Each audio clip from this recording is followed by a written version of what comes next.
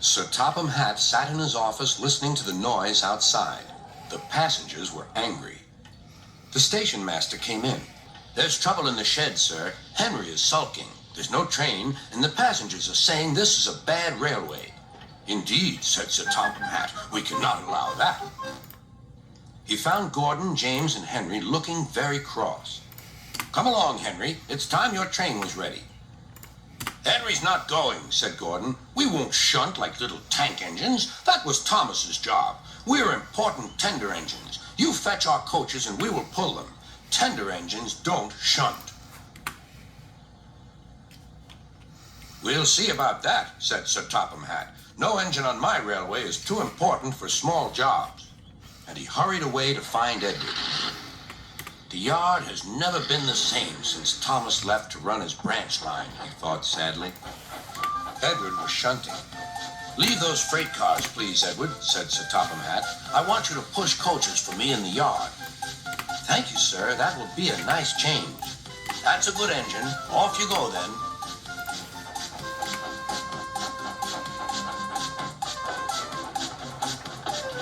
So Edward found coaches for the 3 engines, and that day the trains ran as usual.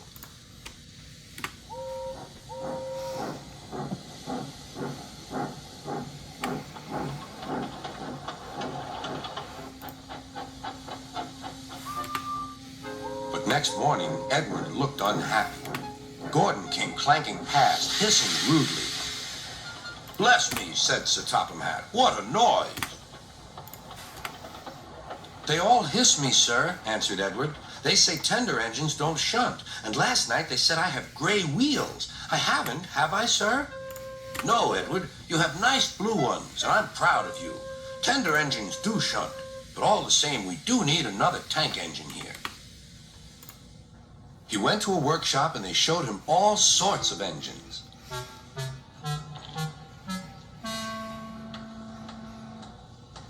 At last he saw a smart little green engine with 4 wheels. "That's the one," he thought. "If I choose you, will you work hard?" "Oh, sir. Yes, sir." "That's a good engine. I'll call you Percy." "Yes, sir. Thank you, sir."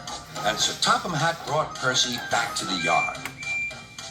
"Edward," he called, "here's Percy. Will you show him everything?" Percy soon learned what he had to do, and they had a happy afternoon.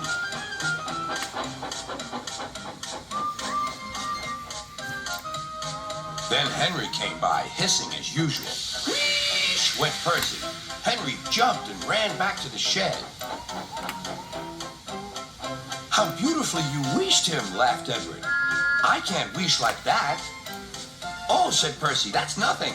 You should hear them in the workshop. You have to wheesh loudly to make yourself heard." Next morning, Thomas arrived. "Sir Topham Hatt sent for me. I expect he wants help," he said to Edward. "Shh, shh, here he comes," replied Edward. "Well done, Thomas. You've been quick.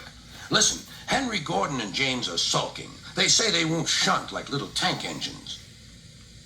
So I have shut them up, and I want you both to run the line for a while."